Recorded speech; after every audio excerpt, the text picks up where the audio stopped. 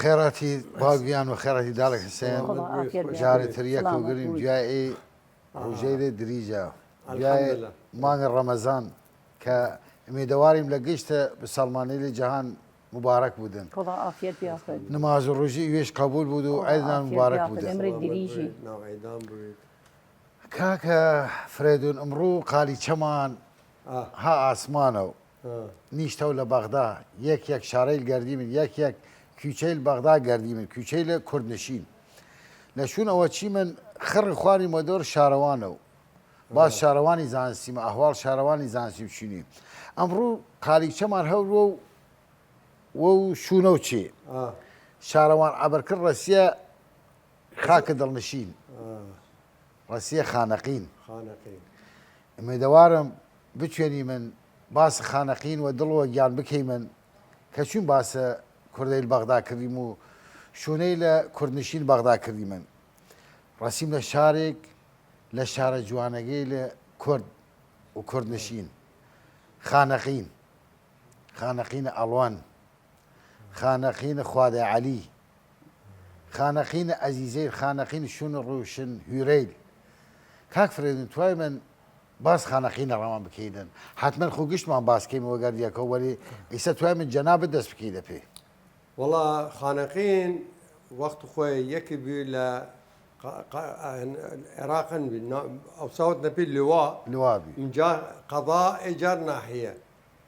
من لوا نەو خانەقین بەس قەضابی بەس گەورەترین قەضابی دوای نەجەف ئەقەوسا نەجەفیش قەضابی تابع کەربەلابی خانەقین ئەو وەختە قەضابی و مردم هەن کرد حتا مطالبە بوتن خانەقین بکرێگە لوا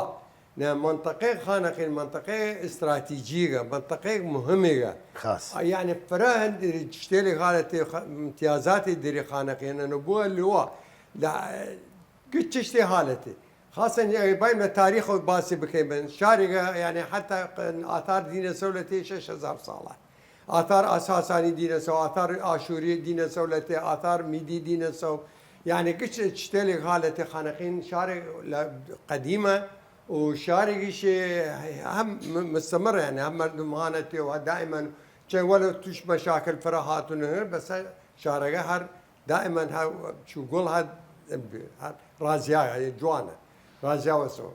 فإما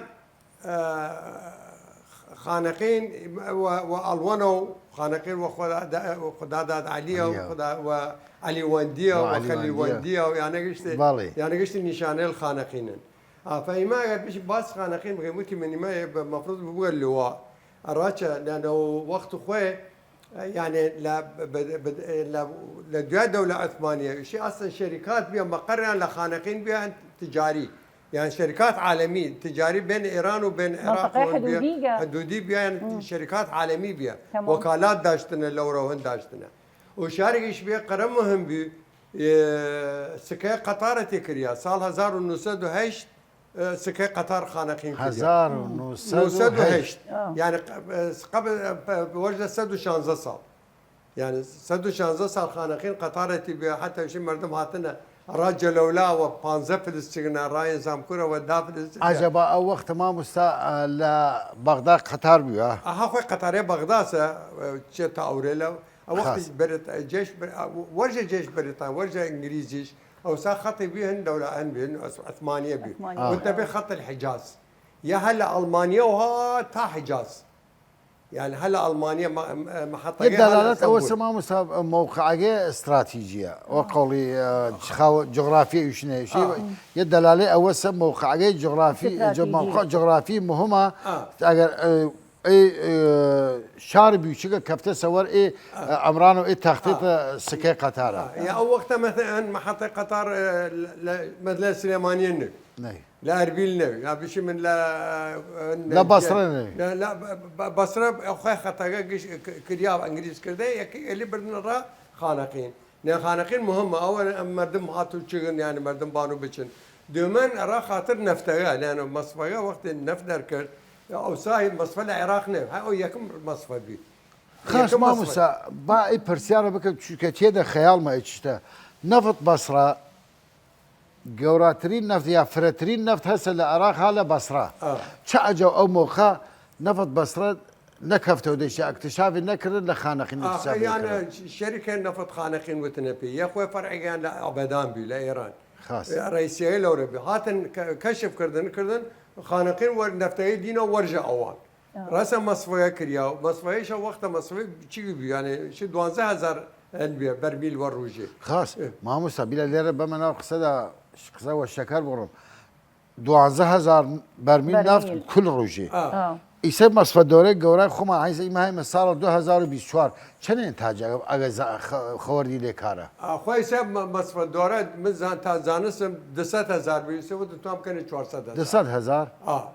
توام بکەن 400,000 لە ساڵ 2024 200,000 خانەقین لە ساڵە 1970 نه 1000 وقتی مصرف کرد سال 926 26 مامەنە وقت 12000 بی وش را عراق گشتی يعني باشا 6 سال يعني اگر لك برن راكيودي نفتگه وقت لمصرف اول خوي چس نفتگه لنفت خانه دری کرد خاص جار برن را نفت را منطقه خانه خراب نه را خانقين را منطقه بانميل خاص يا مصفها بانميل اخر مصفى الوين لو ربي جال مصفها تصفيه كردن يعني بنزين اللي در كردن نفت شرمي اللي در كردن نفسيه اللي اشتري قشت اللي در كردن ايجار كردن را كيودي كيودي تشبي قشت تانكيات بي مهن بي مستودع بي خاص اخويا مستودع نفط خانقين ارواح انجليزيه شبه كي او دي يعني كان اول ديبوت يعني نفط مستودع نفط خانقين لوابي اجا لا مستودعات شكلنا نانا قطار كنا ناو قطار تنكرات بي وقطار وتوزيع كنا عراق قشتي خاص ما مسمتم يلي دسم نشودن هلا جرابه ببرسم اگر دالك حسين بوخشيت هلا جناب ايه ببرسم توام اي موضوع مهمه كفركس للي خورنن وللي يزان معلومه لباني نيرن كي دسكره بالنفط لخانقين داركرت انجليز خو هاي اصلا انجليز خوان وقت هاتن عنداشتن خبرات داشتن وجيش يعني ربي وهنا ربي يعني خوان شونا نبان زانسن وان خبرات داشتن زانسن نفط سوبن سوق خاص ما مسا وقت شين جيش بولوني حتما قصدن بولندسا بولندي جيش بولندي او مخول جيش تحالفات والانجليز هاتنا خانقين شو ما وقت حربين الرجيم صدام لنا امريكا تحالف كرت جيش هاورد ومرتزقه هاورد ونهاورد اواني شم وقت خويا بريطانيا وقت هذا النجوم حرب كردن انجليز خوان كم بي هندي هاوردن بولوني هاوردن هم يعني اخي مز جنفتين ولا باقي الماء قديم وتن زمان بولونيا بولوني زمان بولونيا خانقين بولوني يعني جيش متعدد جنسياتي اگر هاي ما مسور فتره شي مره مزخانه خانقين هل الرز وحرمه مره ما مسماج الشاليار كاداره او مزخانه او نشان ما دا وفد بولندي هاتويدن وين زيك بجهر امصال هاتويدن را خانقين مينه اثر جندي بولنديان كرن لورا حتى هني معسكريان دور كلاتو او ناوبيا خاص يسمى نجم هني قسا اثريان مني اتاقي جوالي وخان كردنا سي بولونيا يعني طبعا يعني ديار انا والجيش البولوني فربيا دوري لا ما مسا شواخص در كل يا روان ديني لما تحفقان ناويليان قورساني بيوسا قورسان بولوني وتنبي ما وطن بولونيا لا ما منال بي من بولوني بس ورجع صالح دي صال تشم بتم يساب من بخون من ناوغان بخون زمان يعني تشبينا او سمنال بي من الناس عندي من بخون بنسني من فيساب وانسي تماشاكم رومان نسيجشتي خاص بس بزان اي شخص هيك كيا قدر روسيا بكات اي قوريلا قوري حفتايش صار مردنا يعني ابو فيان يعني قورشاني مقبره كامل شو الانجليزيه لبغداد هلا وزيري هلا باب المعظم يا انا يا رويل بغداد سيجي كردنا يعني اخر او زي السنه دالك هنا بغداد او زي السنه بريطانيا سنه تابع وقفوا يا شهم بوتن بريطانيا سنه حتى وتن يكن انا سباني وقت خوي راتب للسفاره بريطانيا بيه يعني سفاره انجليز راتب دانا سفي بس مداري قوري لابك يقول له خوان من مرتبه قورسان يعني فاي جاره تشم تماشاكم قشتي شاهدان قش اشكالنا يعني ناوغان ونغان الراي كارا كرياغين كراوي كرياغين يعني طبعا يعني اليوم مردن اليوم كشيان يعني بي قورسان بي لا نزيك صدقه بي يعني صدقه بالي نزيك منهم يعني نزيك مصفاقيش بي اي جزء قال تاریخ خانقین کیمه دست کرد پی ما حز نکریم و یا دست بکیم تواسیم باسی ترک بکیم کتایبت و کردیل خومانو و خانقینی شد ولی دی باسگل لواهات و چون که مهمیشه را تاریخ ببینیدن باسی کردیم ما مسا لخانقین لسال چند مدرسه درس کردیات چون که ایمه زانی من که خانقین ملت روشنهور خوش و ثقافه خوش و دراسات یا چشتیگا گشتی که زانیده و مدرسه کی هات ناو خانقین مدرسه هم لسال بیسان و هاتتی و یکم مدرسه بنای کریا وقت عثمانية دو عثمانية وقت عثمانية اللي بقشت ملايبي إلى آخر خوي شبي خانقين مدرسة التي بي عالياوة يكم مدرسة سل عالياوة كرياغا مدرسة عالياوة باور كوابزا ما مسادو مدرسة العراق يكم لبغداد كريا كما ديبي دوم أول خانقين دوم لوريلا بوغون بو بس ما أوسام مردم ملايبي ملا هر آوای ملای لخوان داشت. خو خاص. مثلا ارکوازی بی ملای لخوان داشتن، بانمیل بی ملالتی بی سرميري بعنان هرتو عشرات خوي بس 10 كيمن ما مس او ملف فقط دراسه قران هو كاري من الله اخو طبعا اخويا يعني منهاج نبي فيزياء وكيمياء نزانس نعم منهاج نبي واني شلان مهم اول بين القران بخوني وبنيسك وختم بكيك بس جاهن اخو نشانن قاريان كردن اخو بنيسك يعني يعني حروفي لقى يعني مستوايا مثلا يصل ملاعبي ومستواي ابتدائي بي او وقتها يعني ليش اقرب بس بخوني ونيسي ديتشا يعني مستوى اخوي دي هي بس مش مثلا مش من لا علوم ويا لا كيمياء ولا فيزياء واشتري نزانسن هو بمهم رسيه حد انا وخونينيه وخرابين بي وخلاص يتشرب بس باخر طبعا خالقين فرات متطور بيه شخصياتين خاصاتنتي ومثقفين بيه علياوه خوي اصلا علياوه منطقه غير مردم بزان شقي اهميه دري ملك فيصل يكم اهميه لو شباب مسبب ملك فيصل شي لو مالي بنايك مالك الرفايا مال ملك فيصل من يتوجه كان صالح من يوجي زي خانقين قشت نختينس زي خانقين قشت خيره ولي علياوه زي جوازه ما وصل لنا حيوم بزانيدن ذلك سي باور كت لو خور نيريدن تماثيل عاليه وكريدن درشودن عجبه او قرصه او جوراغا تماثيل عاليه او قرا خلق مصلحتي ديم خماش قرر وصل اخويا عاليه والشاره شي او قرا اهتمام دانا او قرا ناوي بردن خلقي نزاز عاليه واوايا ليش الاخويا انا الشاره او قرا او الشاره او شنو حقيقه باني خانقين كشي وجورس خانقين كشي زي جوانا خانقين من دا سوريق واقعا والله من دا سوريق من اي مسيئه قديمه بس تصوره ملي بردم وتم من دي سوريقه سور عراقه ايش نورينا كل شيء هاتي قهوه خانه هاتي ومدرسه هاتي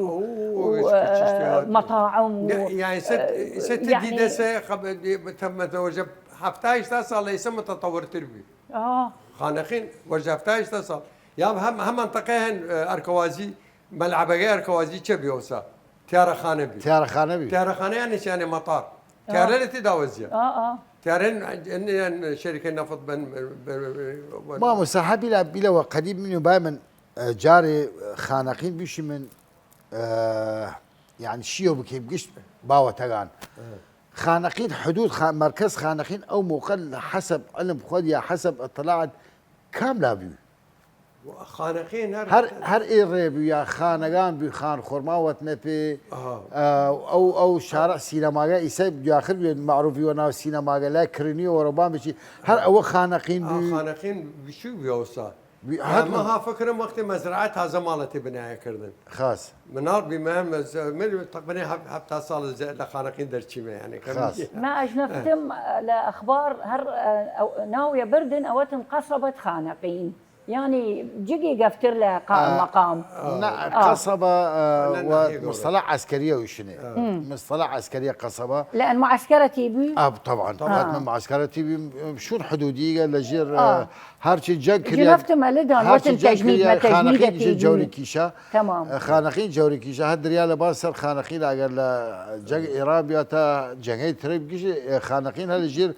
توفو قنبله بيو الحدودي دي حتما ما وسا إساب باب كم إصراحاتي بكي منو تاگەر باسەکە تەجدید بکەیم و باس خانەقین لە نوو بکەیم. ان شاء الله باسی کەی من خاص.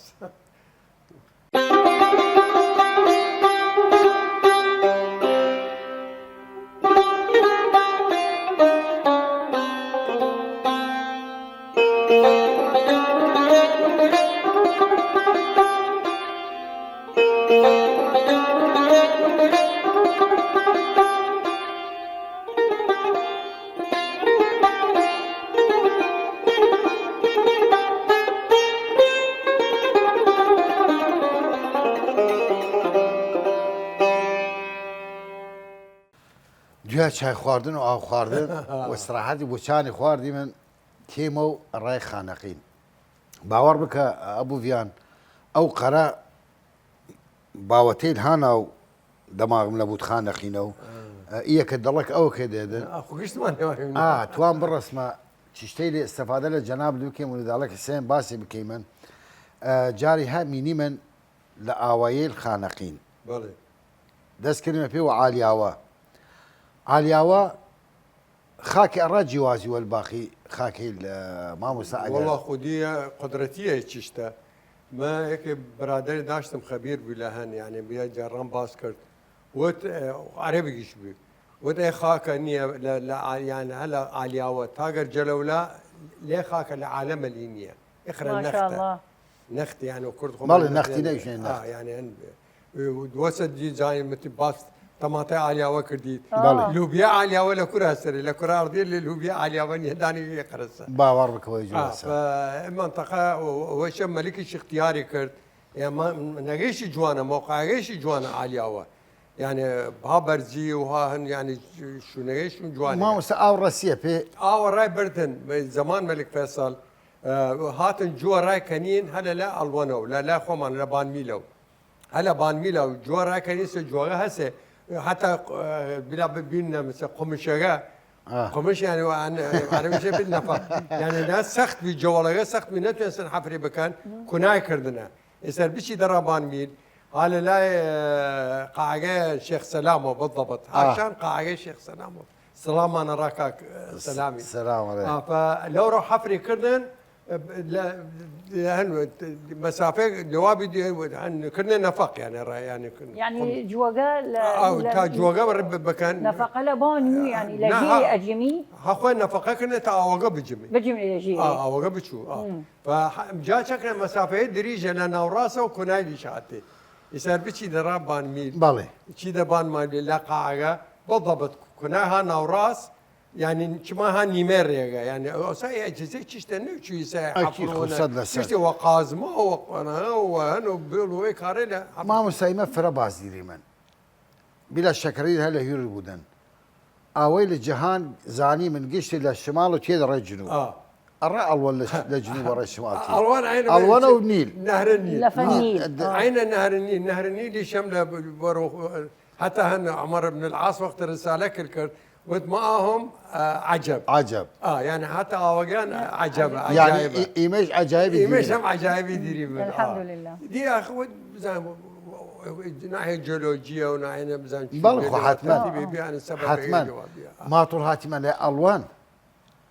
باباس برتقي يا جسرقي الوان بكيمن جسر قديمه الوان شو دنيا ما مسا والله جسر يعني باروك عمر خانقين وعمر قشت الخانقين هو قايد جسرقه اقرا يعني جوانا وعزيزه قدر دار للامان واقعا فاي جسره يعني شكل بنايته عجيبه اخوي دي اوساي شكل بناء يعني قوسه سنيه كونكريت وشيش ونصب وشيشنيه لا يعني اذا دي جسر ترها لشاني بس ما شي مو بانو دسو ودري مجار ما خش مره خانقين دم بانو شمن علي ما كفي فكر ما نور بيمنا عند بيمنا يعني ترتيب هيك يا فرنسا خلاص ما مسا او موقع فكره كرنا باورك او موقع سياريش نويا من العقل خميشم او موقع جسر كرنا شو سيار نويا اي سكيله خصنا سناوي زايره شكرنا سكيله قوسان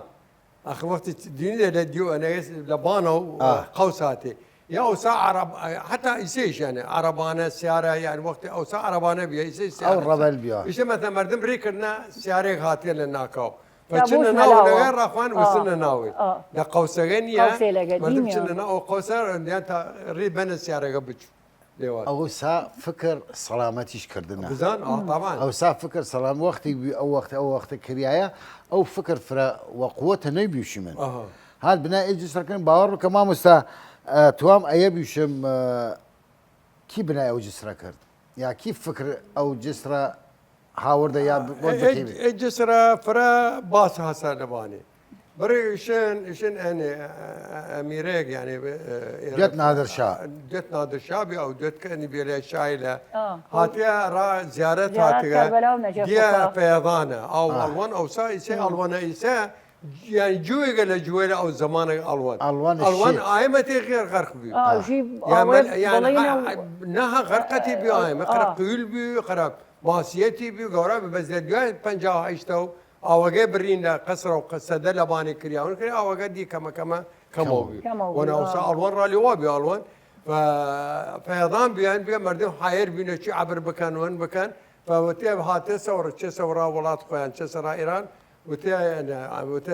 عمر دانا ودنا لازم سجسر لوا بكريك سد رام مردم بان زوارني لايران وبزان لطهران وبان لكوروبان بيشنا راس زيارات كربلاء ونجف شيء بس يارو يعني هم هني هسه حكايه هسه رباني شيء يارو وزير يعني كريا يعني تكليف كريا ويكارا نو بتو ما سد نيكم نود نوكم وتنا فرا وتو كلمه نود نو لصدقه غوراترا نود نو جسر لكره نود نو جاذبيه فرد جاذبيه بس يجي امير اخوي هني يجي تركماني بي لا شن اغلب الرواد شو بوخش كاكفر شيء جت نادر شابيو اغلب الرواد شن جت نادر شابيو باقي فرد وسداشتيا ري خاطر او جي خويا امير اصلا وند ناويه وند اوغلو ليش انا ناو الون انا الوان اوغلو يعني هنا ناو تركماني قدر يعني او بس ما مثلا باسي كمان ما يعني كم من ذكريش يعني الوان مثلا جسر كريا سبب راشا كريا مردم تاع ما بس اوغل الرجاوتي لا رجاو وشن دالا هو لو مناطق او جولو كينيو هنا قشتي جموبو لا ايران يعني لا ايران لورتي لايران ويعني فرد ريجي شنو بجي زعمود خويا جسر زعمود هاجيري مجاوب بنايتي وشكردنا نقل رمبك بنايه والله بنايه حكايات فرها سلمان بنايه وحدنا كايما يسجلين لي وجهه شو تشتي تدير ما فداو بيش يدو هن دو شعري قرن بيج يعني لدو بيت هن امل تغني بكيد وقانقين تشتريني قرن بيج وناوشو شودة دنيا وناوشو دالك حسين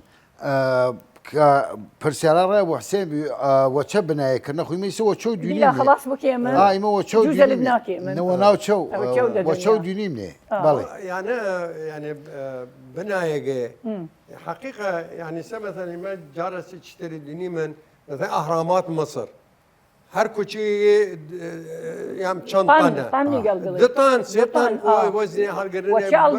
وشبرني وباوردني فهسه خبريك بيها لكارجا تمام يش اللي او وقت الجسر كريا ووقت الونيش يعني فيضاني باتا حتى خدا رحمتي بك ود الوان شيت قراني دري اغنيه دري الوان شيت يعني الوان وقت الشيت بوك دقه دمي قشتي كارز بك ناو شار شو الدنيا كان يعني او وقتها يسدنا طبعا سد نباني كريا لايران سد كريا للعراق سد كريا انكي اوغا تلو منو بيديك شنو جماعه مستزين شنو عالم استفاد اللي اوكر طبعا الراي الزراعات الراي معيشات اجري بشي من فرق استفاده اللي كردن خلقي طبعا يعني شاري لقشتي حتى هات رشياهن سيروان لا با محمد لو مناطقه الرشيه ورو كلارتشي ورو كلار رشيه سيروان لسيروان ايش يجيبون نهر الديره طبق داشتي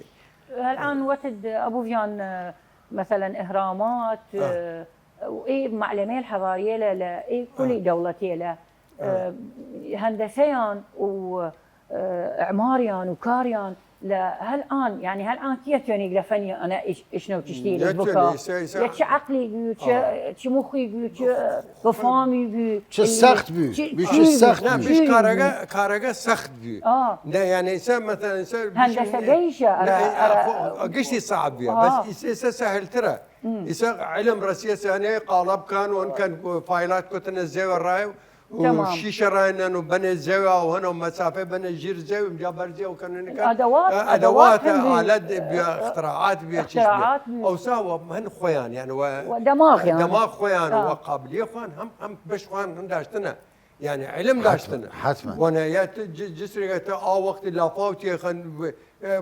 دنيا غريغه وري نواي غريغه بيجي ورمني او رجال فلوجي جسري او بردي او رجع هفتك او جسر هلا جونا فالجماعه دي مثلا نزيكا فرلا او ابو في وقت وبانا ريكي رخت شنو اي او ديون نزيكا فرلا لي حقيقه رخايم بيدا نفلوجا نفلوجا من نيمس والله نما ديما وبانا شنو جسر حديث قديمه تاسس والله من قديمه باس كم لها اشتغان دي مسما اخي شو بس تحقيق بكم زان شو ها تحقيق وشي شو بكري ما زانم جسر اخر فلوجا جسر تازه كردن اه اي جسر اسنين ما زانم لا ملكيه وكريا قديمه من لها اشتغان دي او جسر اشياء قديمه هم نزيكا والاوغان نزيكا وبانا ركش ما انه او يعني يسجل او زيابو بيجي طبعا واقعا يعني خوان داشتنا الات واصطاي خوان داشتنا كار خنيه ابو فيان باس فيضان كر باس هن كر باس شيتي الوان كرد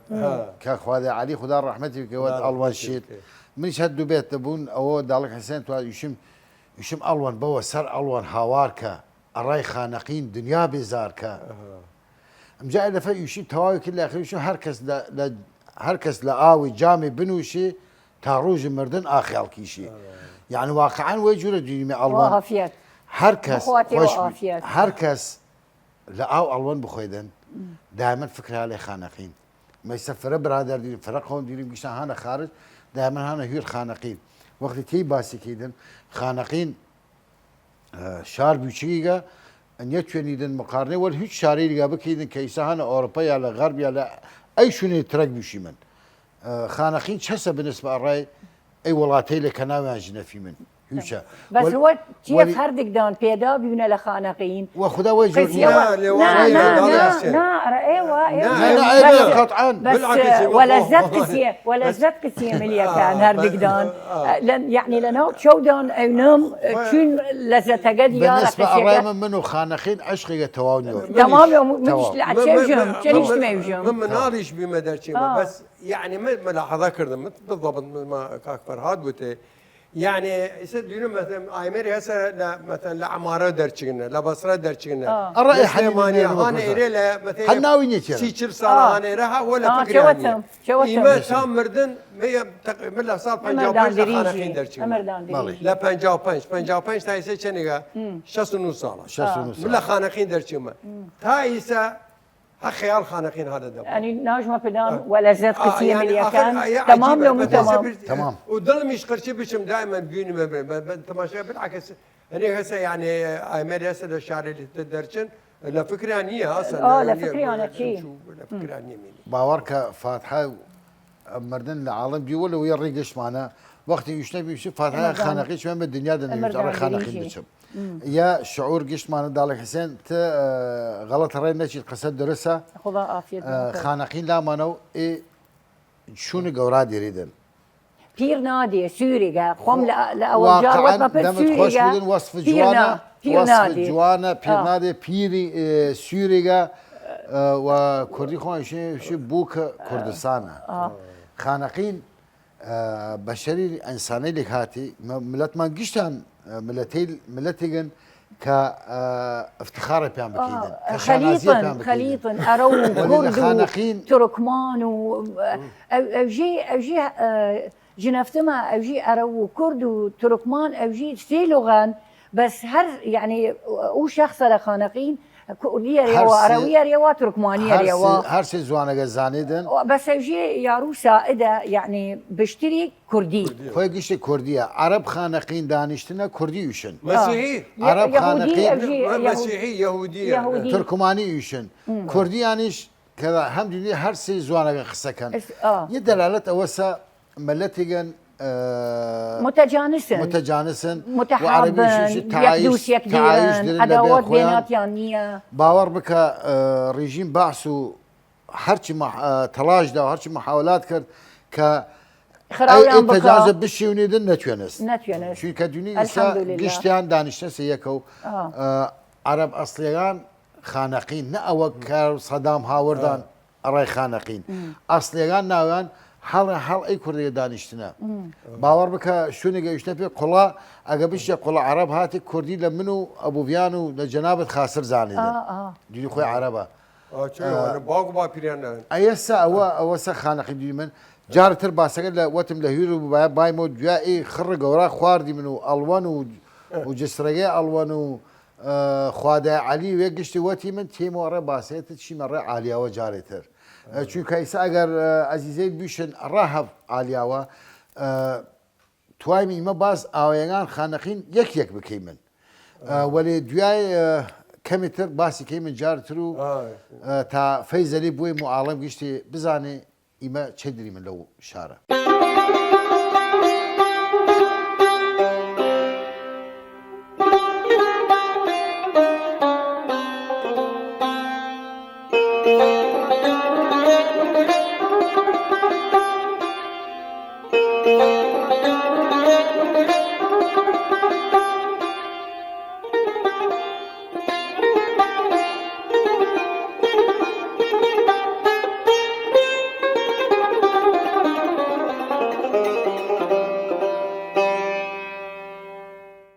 تاگر باسەکەمان ئەدامە بێشتو بای مۆجارێتە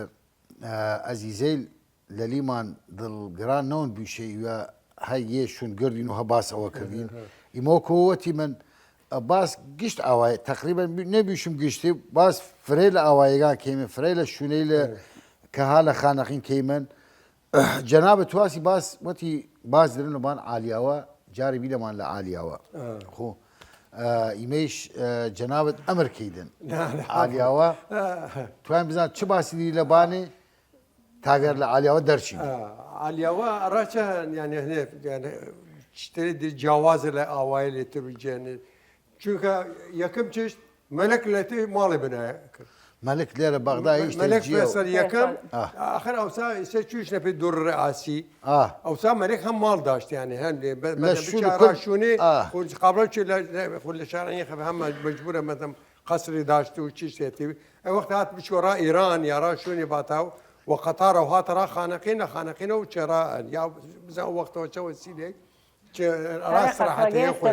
استراحتي خوي يسمى ملك فيصل دريب قصر الملك لسرسنجش دريمن بالي هلا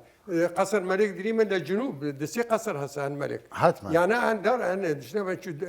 دور رئاسيه يعني هن حكومتها بس راه ملكها كريايه خاص منقسيان هالي ابو فيان منقسيان هنا بالنسبه هنا خانقين والله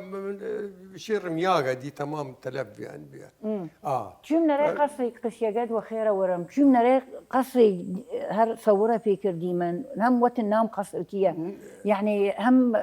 رمياي بس عجيبتي بالي او مالي او دالك او شو قصري بالي حتما او مال فرق قديمه فرق قديمه دائما شي من التي تصوير كريم والتي كارداشي مال فرق قديمه والكريايه وكو جناب ديدي شنو فرق والله حرامات وين قديمه وين او جماليه او رهيبين فعلا والله وانا قصري ملك دو اخر دنيا وني دين رامباسي كر من نمس نتش مسناوي يعني نمس بس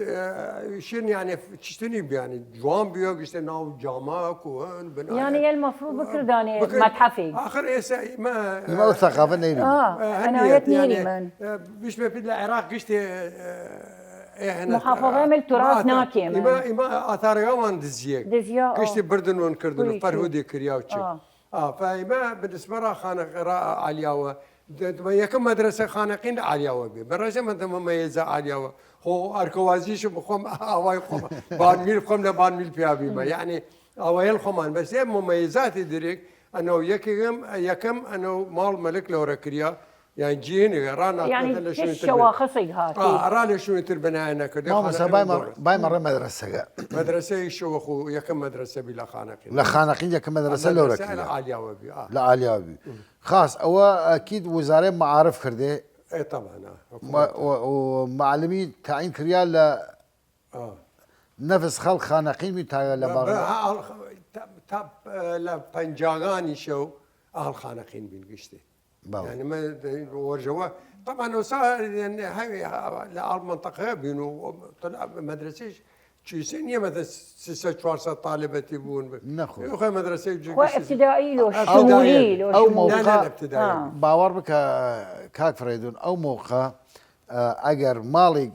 منال الري بياتا بيشون كور بياتا يجود بياتا كاس فكر مدرسنا كود ما توامي رئيس زراعه ورئيس كشاورزي والما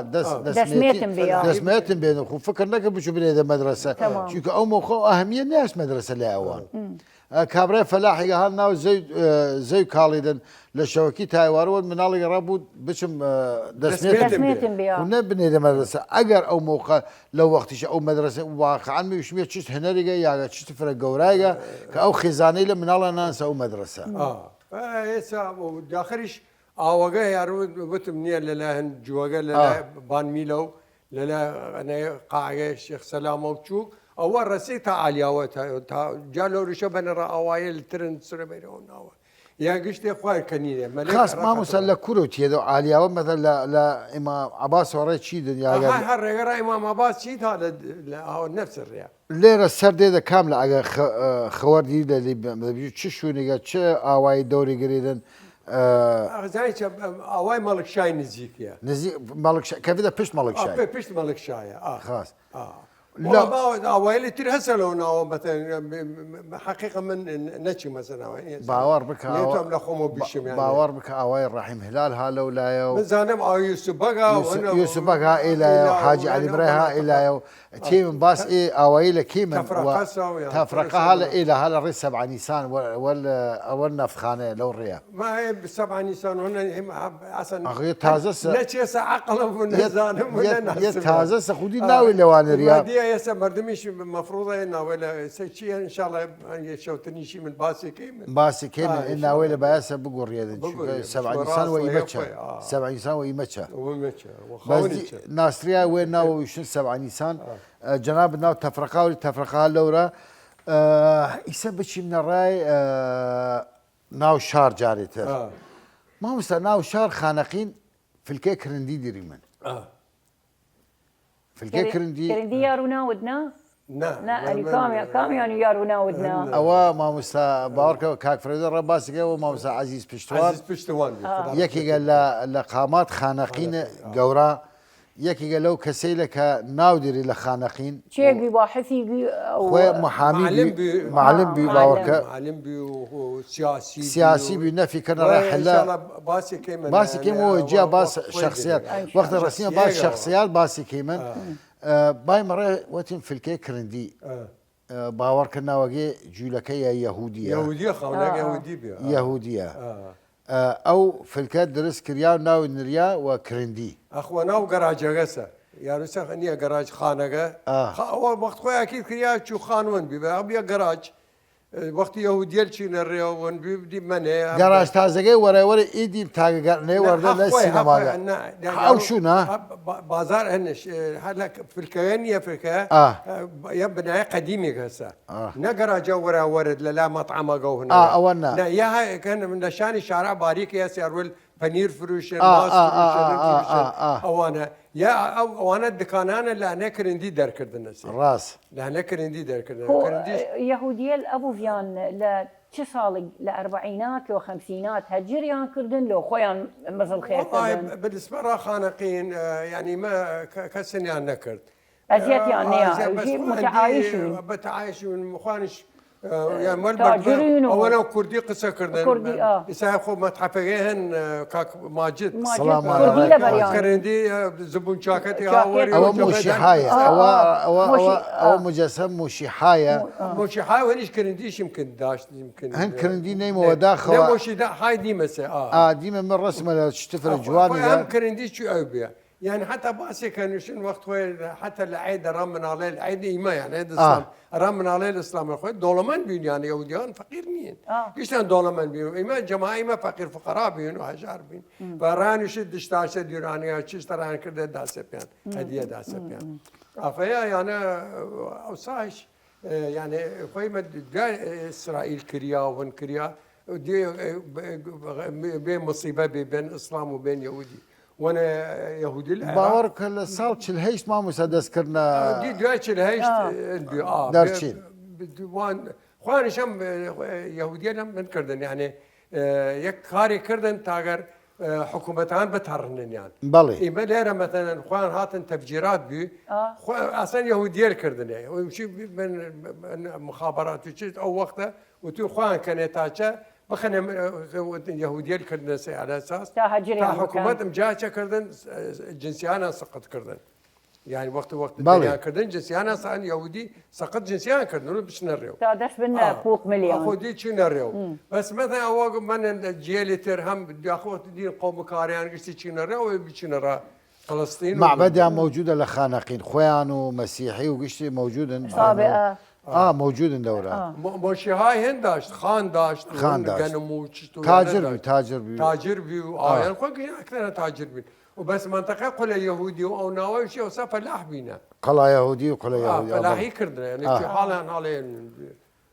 قسم يعني قماش فروشتنا قسم يعني كنيسة مسيحية كنيسة بشار اشتري هذا خانة والمسيحي المنيسي وتعميري شكريا كنيسة من زين شبيه خانقين حقيقة اختلاف دول شارع العراق يشتري زيادة يعني تماشا كيت خوي شار بيشيغا وناو خوي وانا بيشيغا قضايا بس تماشا اهميه انه اشكال مردم لا تعيش كردنا نقطه وصليه يهودي هالتي مسيحي هالتي لتيبيا تركمان هالتي كرد هالتي فارس تيبيا فارس سوبيلا تيبيا شبي مثلا سبب ايش تنوع شسا وقت ما صفاقه كريا مردم چه كار کردن يعني وقت كار كردن مثلا بي مسيحي بين مثلا ما يكي بي رفيق باغم بي خدا رحمتي هم بكي رويل مسيحي بي يعني جماعات بين مسيحي بين تركمان بين قشتي كار كردن وقشتي وياكو ماليل مان قشتي وياكو اوصابي من قشتي علاقات لواسه ريمس فقيه خبراء هاوردن اجانب هم يعني خبراء ليش اجانب يعني مردمان خمان يعني هكاره بين ف راوسه تماشا شهر بيشيغا بس 50 شكل مردم اشكالاته الدين ولا مذهب ولا يعني تما كاكي هالتي سنجاوي هاتي كرد هاتي عرب هاتي تركمان هاتي صبي هاتي لتيبيا مشاكل شتينه لا ابد يا جا مشكله عداوه مشكله يا خلاصه قصه ما للشارع اخر في يشين شارقات كامله جوانا دكي شوكتي سي شوار دكانا وتم لتشو من يشي ويلكانا خاكمه عشقه شنو ميلكانا كو خاص يعني قشت تلخيص كيمن وتي من مقارنه والهر شارقه بكيدن خانقين بيشيغا مقارنه والهر شون جوارقه كيف فرشون هسه خانقين جوان ترى الرمل خانقين او قردوس خاخويا دير عجبا ما مسيل انسانيه او ترابط انسانيه يدن كان وليا كان معيشه كردنا لانه شي كام شون خوشه او شون خوشه دلدتي خوشه طبعا خو خاص اگر او ساقد اگر بودن طبعا خوش نيه اگر ناو جنت بيدن خوش نيه ايشون انا يريد جو مشاكل شي فتينيه عداوات اتينيه خلاصه قصه معنا تي من يشيمن وقت باسكي يشي ارش اللي واسط شو جن تعايش هاتي لان بشي من ذكريات وعلاقات يعني انسانيه بين يمو بين شارغان مانونان يكي جني دوتيغا وهذا البراغما لفيس يعني على امريكا يا وقت خوان لخانقين بينا زمان خوان لخانقين بينا ورب مراسلاتها بينان وتي حتى نساء وتي من وقت خوي حتى كلمه بارادايس يعني الجنه لا بارادايس بيما من الجنه بيمنا لخانقين ثاني شيء باس كان نان يعني اوسا بدم بير بين حتى يرجم شي مال يك هم جن كوانوي بي يعني جوانترين روج لحياه ما وقت الى خانقين ايشاد كرديمنا خاص يعني عجبا تشيغا تشت خدايغا تشت صناعيغا ما ارتباط خوش غابين ما مسوكو ايوتي جنيغا حاله هولندا خوش معنا ريزو حرمتهم ديالو الراي قەسەمم داوت هەر وەختی چی دەڕێ خانەقین ڕەسیدە یارو بەرزاو نزمەگە یا چاڵنزمە جادە وەرجە لە شوون سێتەری خانەقی لە مەڵکشایشی دەوخوا لە مەڕ لەورە تەلفۆن بکە تاوەخت ئەلەوە سەرداوەشتێبان ئەوە ئەحساس نە تەماشا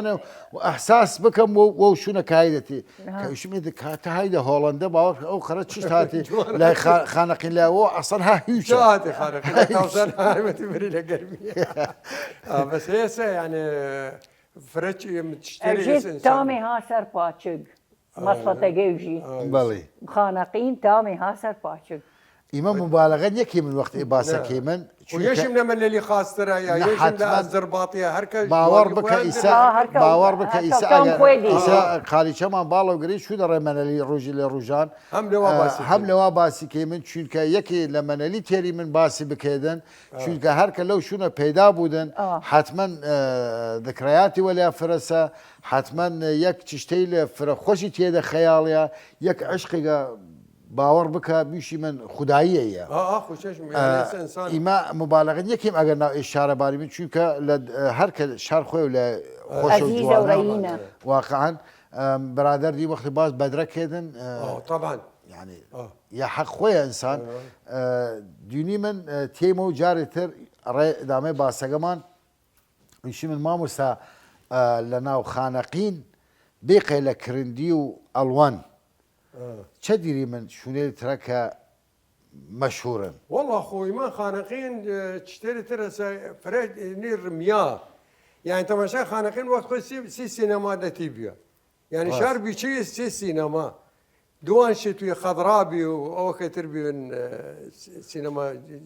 یەجا فەیسەڵ ناوە بوێ من خەیار بنای قرمزە ڕمان ئایسە ڕمانی ئەوە بێ وسێمە سەیفێکی داشت یان خانەقین تەماشاکی شتێ لالێتی ئاە کردی کەیمەوە ڕێ جارێ تر باوەڕ بکە سێ چوار نیشتن توایدن سێ چوار پنج تاگە تەواوی کەی من لە شوونەوەیشە بزان کالیچەمان ڕێ کوورە باڵەوگریدن جارێ هەر هەرمە خانەقین وەگەردە خانەقینە و باسی لە خۆشی خانەقینە ئیشیمە گشت ئەزیزەی بریش نەخۆشە